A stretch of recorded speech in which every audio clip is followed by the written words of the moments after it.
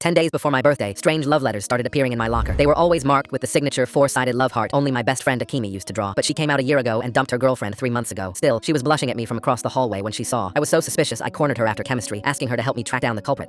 She started stammering like she always does when she goes red. I'd love to. Before I knew it, the two of us were sneaking into the security camera office, and our hands were touching, trying to find the exact time the letters were left. I want to make you mine. I'd read the letters aloud to her, looking at her face getting redder, unsure if this was a coincidence or an inside joke about our shared Minecraft world. I remember feeling so guilty about how I secretly hoped it was somehow her. But then a week before my birthday, I got another letter. Akimi and I ripped it open together like usual. But instead of the lovey, wholesome writing I'd come to expect, this letter was darker. I followed you home last night. It could have been so easy. My jaw dropped, but it was Akimi's reaction that caught me most off guard. That's not how it's supposed to. She instantly stopped talking like she'd said too much. The next letter was worse. 6 days until your birthday. 6 days until you can't ignore me anymore. The handwriting pressed so hard it tore through the paper. Akemi read this one 3 times, mouthing words that weren't there, like she was comparing it to something in her memory. I mentioned calling the police to her, and that's when she panicked. No, maybe this person is just emotional. People write things they don't mean when they're hurt. I decided to test her 4 days before my birthday. I told her I got a letter mentioning our inside joke about penguins, something only she knew. She immediately said, but I didn't write about Peng, then caught herself. I mean, that's weird someone would know that. My heart skipped a beat. It was definitely her, but why had the letters turned threatening? 3 days before my birthday came, the worst one. You'll regret every moment you looked through me. Your birthday will be the last day you ignore what's right in front of you. The day before my birthday, Akimi was frantic. She showed up at my house at 10 p.m., something she'd never done. Promise me you'll come to my house tomorrow at 3 p.m. No matter what letters you get tonight or tomorrow morning. Promise me. Her desperation scared me more than any letter had. She knew something was coming. My birthday morning brought a final letter, slipped under my bedroom door while I slept. Today, everything changes. Come alone, or everyone will know what you really are. My parents wanted to call the police immediately, but Akemi's text came through. My house, 3 p.m. Bring every letter. I can explain everything. Please trust me, even though I know how this looks. Driving to her house, I kept thinking about all the clues. The hearts only she drew. The inside joke knowledge. Her strange reactions. Her girlfriend's story that never quite added up. No photos, no social media posts. No one ever saw them together. I walked into her living room to find Akimi pacing frantically. Her sister Yui slouched on the couch texting, and their parents looking confused. You came, Akemi breathed, then turned to her family. Now I'm going to show everyone what's been happening. What are you talking about? Her mother asked. That's when Akemi pulled out her phone with shaking hands. 3 days ago, I came home early. Her sister Yui instantly whipped her head around. I could see her holding her breath all of a sudden. I caught Yui in my room. Yui was rising to her feet. You're just anxious, sister. She went to talk over Akimi, but Akimi's voice remained firm. Yui was at my desk with my letters. Akemi's voice cracked. The letters I was too scared to send. Yui lunged to grab the phone in Akemi's hand, but Akemi was stepping back. I recorded Yui rewriting my letters, then sealing them so they'd end up in OP's locker. She pressed play. The footage showed Yui doing exactly that, changing I think about you every night to I watch you every night. Changing your birthday will be special to your birthday will be the end. Why, Yui? Akemi yelled. That's when Yui fully lost it, and her tears erupted. Because you're pathetic, she yelled. You're writing love letters to a boy who thinks you're a lesbian. My friend deserves OP more than you do. My jaw dropped as I realized everything, but Akemi wasn't done. She turned to me with tears in her eyes. Yui knew you'd recognize those letters were from me. She wanted you to become so scared of me, you'd distance yourself and never speak to me again. That's not the full story, Yui suddenly yelled. Before we knew it, Yui was confessing the real reason she did everything. She didn't care about her friend ending up with me. Her friend just came from money. She promised Yui $1,000 if Yui stopped Akemi from confessing her love to me. Her parents exploded, even angrier now, dragging Yui out, who had mascara streaming down her face, but I couldn't focus on them, only on Akemi, standing there exposed and terrified. The lesbian story was a lie, she whispered. I thought if you believed I was gay, I could stay close without risking rejection, but I've been in love with you since 7th grade. Her voice broke. Will you be my boyfriend? Full story on channel linked below.